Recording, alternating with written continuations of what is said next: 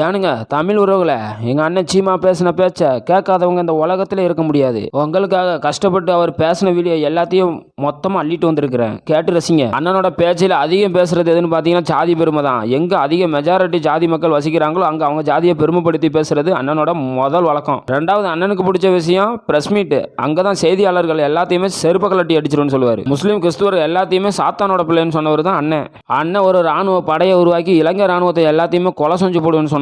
பெரியார ஒரு காலத்துலலாம் தலையில தூக்கி வச்சுட்டு ஞானி என்று சொன்ன அண்ணன் இன்னைக்கு பெரியார தமிழினத்தின் துரோகி என்று சொல்கிறார். அதை விட ஒருபடி மேல போய் சங்கியெல்லாம் ஒரு காலத்துல சாக்கடைன்னு சொன்னவர் இன்னைக்கு சங்கியெல்லாம் தோழர்கள் என்று சொல்ற அளவு கைப்பற்றி எனக்கு சுத்தி 10 பெண்கள் நிக்கிற ஒரு பிரஸ் மீட்ல சோளக்காட்டுக்குள்ள ஒரு பெண்ணை தூக்கிட்டு போய் கதற கற்பழிச்சுனான்னு கேட்கிறாரு ஒரு கட்சி தலைவர். ஏனுங்க, நான் பிச்சைக்கார வாழ்க்கை தான் வாழ்றேன்னு சொன்ன அண்ணன் விஜயலட்சுமிக்கு மாசம் 50,000 ரூபாய் கொடுத்தது மட்டும் இல்லாம 10 லட்ச ரூபா 15 லட்ச ரூபா மதிப்புள்ள 5-6 கார் வச்சிருக்காருங்க. காளியமாலை பிசிறி என்று சொன்ன சீமான் கட்சி தலைவராக இருக்க தகுதி இல்லாதவர்.